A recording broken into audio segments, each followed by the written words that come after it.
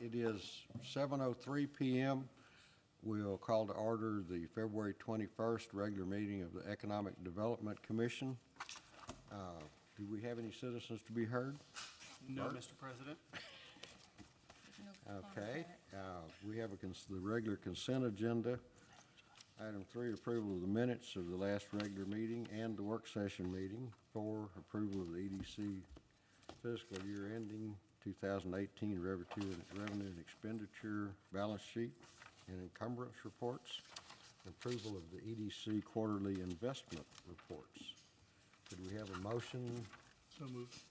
Moved by Jim, seconded Second. by Wayne. Does anybody have any questions on any of these items? All in favor? Aye. Motion passes unanimously.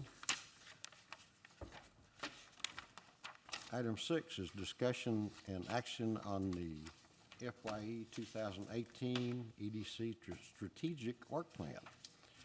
I don't know if everybody's had a chance to look over this document. It pretty well follows, everybody wasn't at the work session, but it pretty well follows the discussions and the session we had with the City Council and the Economic Development Commission for our short-term, intermediate, and long-term goals. Rick, Glenn, do you have any comments on it? No, Mr. President. Any questions on it? Everybody had a chance to look at it? Okay, I guess then, I didn't ask for a motion for discussion. Do we have a motion to approve the FYE 2018 Strategic Work Plan? I so move. I second. Moved by Diane, seconded by Kathy. Any discussion? All in favor? Aye. Motion passes unanimously. Item 7 is discussion and action on the Old Town Helotes Special District Pedestrian Bridge Project. Can we have a motion to discuss, please? I move we discuss the bridge project. I second that. Moved by Diane, seconded by Kathy. I think at this point, I will turn this over to Rick and Glenn to give us an update on where we are. Looked a little discouraging from what I read in the update on it. Yes, sir. We, both staff and myself and Mayor Schoolcraft have been working on attempting to get San Antonio River Authority to field measure the 100-year FEMA floodplain so that in the hopes that a CLOMAR or a LOMAR would not be required. However, they are not at this time, it's not budgeted in order for them to remap the 100-year floodplain. So the reason that this causes an issue is because the 100-year floodplain is theoretically significantly higher than the existing vehicular bridge that's on Old Bandera Road. In order to get around this, we attempted, and the city paid for a flood study that was included within your packet in order to hopefully show that there would not be any impact by building the pedestrian bridge at a comparable elevation to the vehicular bridge that's there. The engineers were unable to substantiate that in the flood study, but staff looked at USGS, U.S. Geological Survey data. That is actually the measuring device that's in the creek right now. There's a box, if you're looking at the creek to the left, that measures the height of floods that are there. That actually shows that even at the worst event, according to USGS, and I believe that was in 1989 or 1998, that the surface elevation of the water did not go over the vehicular bridge at that time. That is apparently insufficient for San Antonio River Authority because the FEMA floodplain is at the elevation that it is in the DFIRM, what they call the DFIRM maps, which are the floodplain maps that establish flood insurance rates. So the only option for us now to lower the height of the pedestrian bridge, which taking one step back, that height of that pedestrian bridge was done that way so that we didn't have to go through San Antonio River Authority or Corps review when we were going through the Helotes Creek Linear Park project, okay?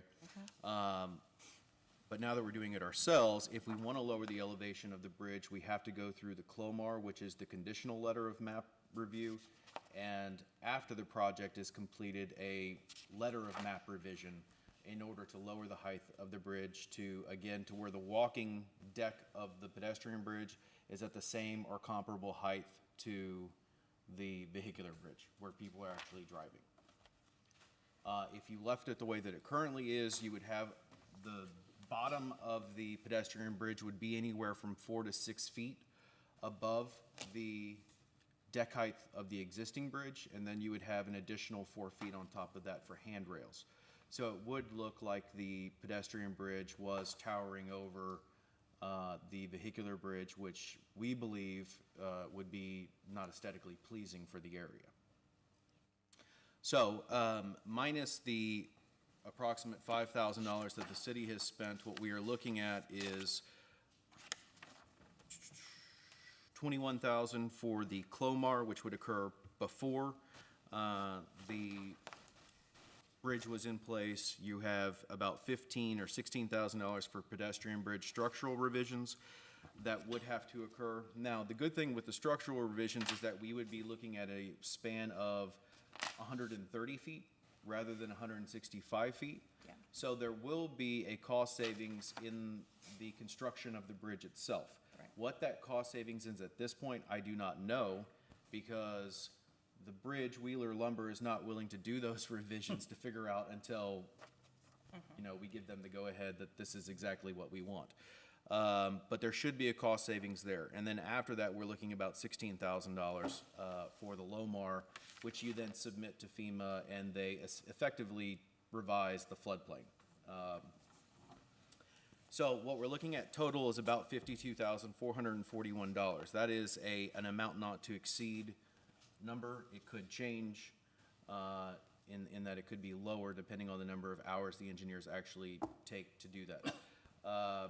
We do have monies left over in the 2015 C of Os that are specifically for this project. So at this time, we are proposing that this money be taken out of C of O funds and not EDC operating funds. This item is on tonight's agenda for review, comment, and approval, and then it would go to City Council tomorrow night for review, comment, and approval as well. And it would take essentially both bodies under the current way that we have it structured for approval. I've got two quick questions. Yes, sir. One, Rick, do we know what the size of the event at the bridge height is right now? Is it a 100-year storm? Is it a 500-year storm? Do we know what the size of that event coverage is? Yes. Do we know, In other words, is the bridge of a height that it hasn't crossed the bridge, the water hasn't covered the bridge, the existing bridge? Do we know what size event they were calculating that with? We have exceeded the 100-year flood, existing 100-year floodplain That's what I was asking. with prior events. the bridge height, I do not know what TxDOT built that bridge to withstand at the FEMA floodplain at that time. That bridge was built in the early 60s, I believe. 50s. 50s. So I do not know what that number was. No, but we do know there's a 100-year event that did not cross the, Historically, we've had two events that exceeded the 100-year flood. Exceeded the definition of a 100-year flood. One of them was closer to a 500-year flood. Yeah, and they did And not, it never that was my went my over first the question. bridge. and they never went over the bridge. That is Okay. correct. And- Not since I know of, since 1968 when that flood gauge was installed. okay. My second question is the bridge, the pedestrian bridge now structurally set up to withstand the 100-year storm event? Yes, Okay, that's a given. yes. Okay, Yeah, thank you. they have to be by code. Right, Yep. but I just wanted to make sure that so from insurance purposes or anything else, if we went ahead, we're not really borrowing any liability we wouldn't otherwise have.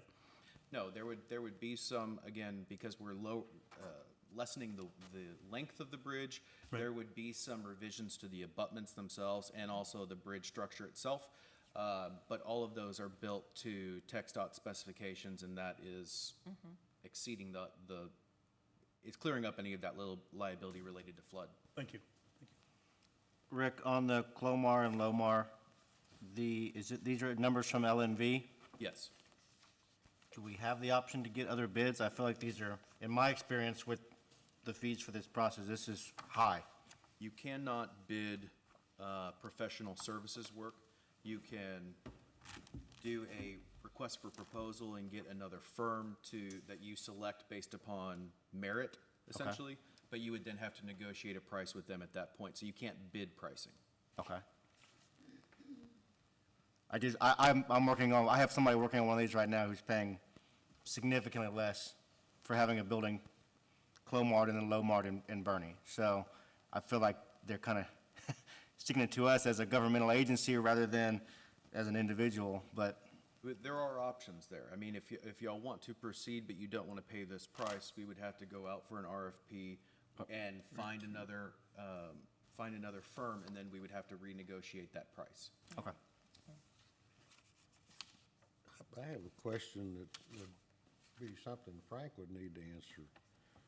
With the amount of historical data we have, if we assume the liability, can we go ahead and build this bridge and ignore them? It's ludicrous. There are regulations that have to be followed with regard to such a structure. I don't know. I'd have to look and check whether or not whether we could assume such responsibility. I don't know if I would recommend to Somebody assume needs such to do it. responsibility. These regulations are ridiculous. I know as an individual, you can waive the flood designation and go ahead and build at your own liability on your property, even though it's in the 100-year floodplain. On your property. Yes, Well, that's the not city's within, property. Not within the city limits. Not within the corporate city limits. Yes, we've allowed it. Not recently. We granted a variance to Stan that has the Apple Pest Control to go ahead and build a building on his property that was in the floodplain. We waived it and let him build it as a city council. I don't have any knowledge of that. I would have to look through the I know minute. we did it because I voted for it and supported it. Yeah, I can tell you that, to jump off what Frank was talking about, we would compromise our being able to provide flood insurance to residents within the community if we did build it Well, below. it shouldn't affect anyone that's not in the direct channel flow of that one incident, which there's no one that it would have enough effect on to affect their flood rates. I 100% agree with you, in theory, but in practice, I would have to discourage building it without going through this process because, again, we would be compromising people being able to get flood insurance within the corporate city limits. FEMA essentially can take away your right to provide flood insurance if you basically ignore the 100-year FEMA floodplain and allow people to build There's it. no one downstream from that in the city that would be affected by it, that could flood in a 100-year floodplain. Again, I 100% agree with you. I 100% agree with you. I'm just telling you what my opinion would be on that. Do we know who our community manager is for this? The floodplain manager, it's LNV engineer. Oh, it is LNV.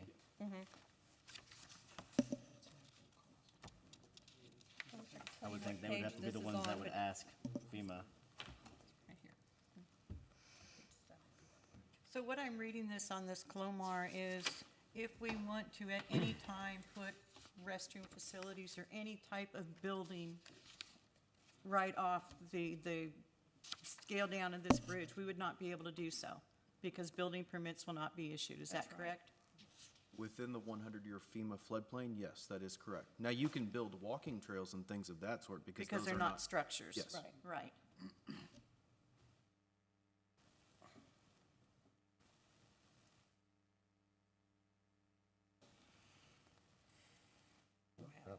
And have we even tried to get a guess for what the shortening of the length savings would be?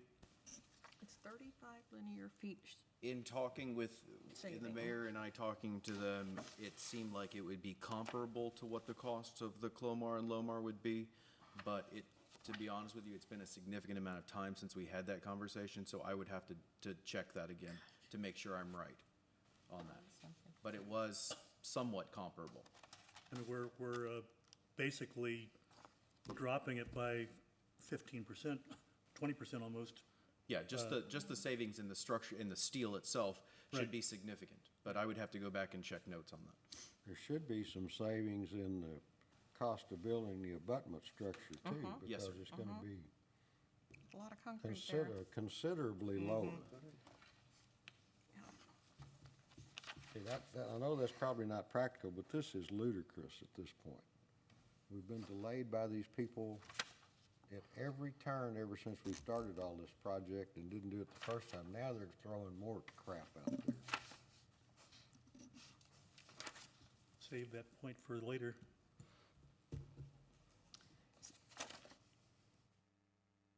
Well, Doesn't look like we have a lot of options, so does it? Nope. So we couldn't do anything as far as getting amendments to the, from the builder and those type of things until we have the Clomar complete. And then we couldn't actually have construction until the Lomar is complete, correct? You would, in between the Clomar and the Lomar, you would do construction. The Okay. Clomar would take, I think they said in here, roughly 30 to 60 days to complete. but then that has to be approved by SAWS to change the floodplain designation. How long is that gonna It take? goes to San Antonio River River Authority, and Authority, For San Antonio River Authority. they recommend approval or denial to FEMA, who makes the ultimate call. How long will that take? 3 to 9 months. It says it right here.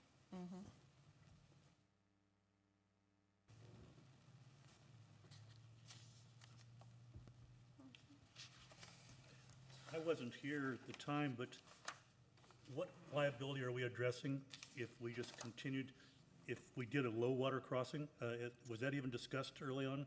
No. Yeah, you wouldn't, the trouble with that is the grades you've got coming off of it to meet I understand. the handicap. You Right. can't ADA do it requirements. and meet Can't go far enough back to, the handicap requirements that you have to put in for okay. it. In addition to that, you also would then have to go, get reviewed by the Corps of Engineers, because you would be building something physically in the creek bed. Right. So either way you go, there's bureaucracy on And either the first side. flood would wash it out, and then you'd have to redo it. I mean, That's right. That's the real downside.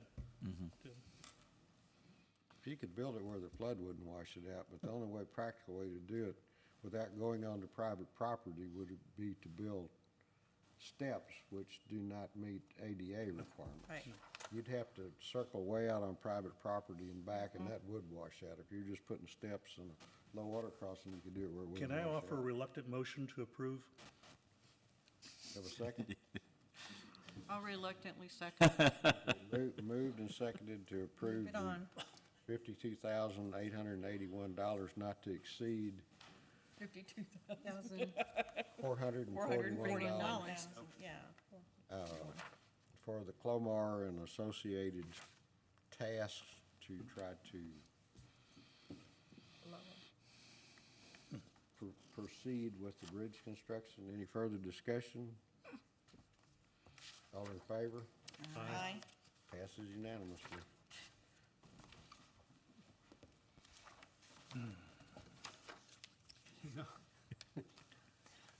Item 8 is discussion and action on completion of the aerial videography, is that the way you pronounce it, for the EDC? I have a motion to discuss. Motion. Wayne, second? Joel? I'll turn it over to Rick and Glenn to provide the data on this one. Sorry, I'm making my notes here, so I don't lose track.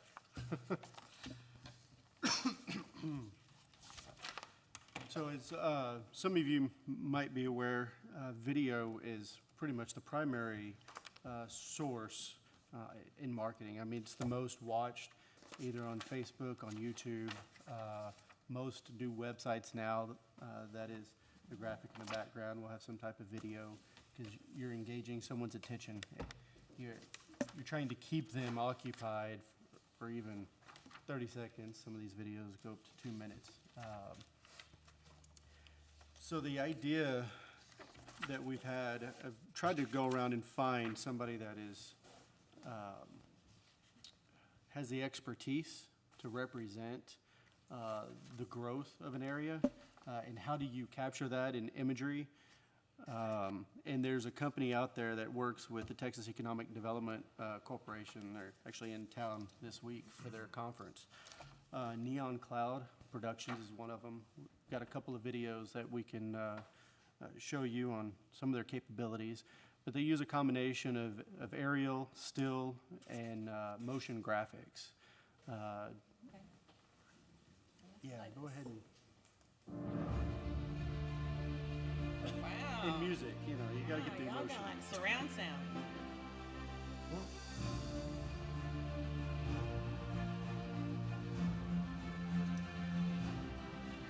Oh, we need this. Susan, Wonder what floodplain level they're in. Wrong ones. That's above the floodplain level.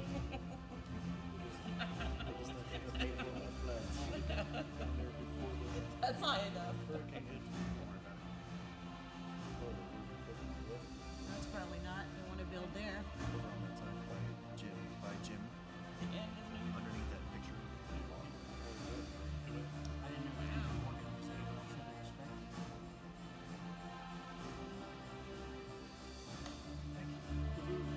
You could have asked, I'd done it. I think that's a little bigger than the whole Otis Creek.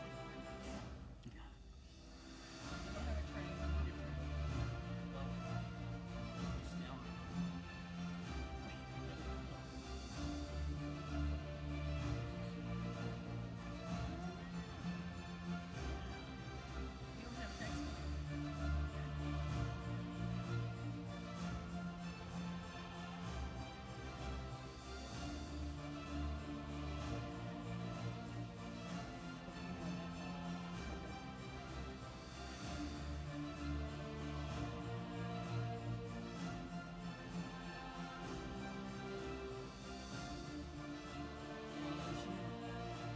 Isn't that red?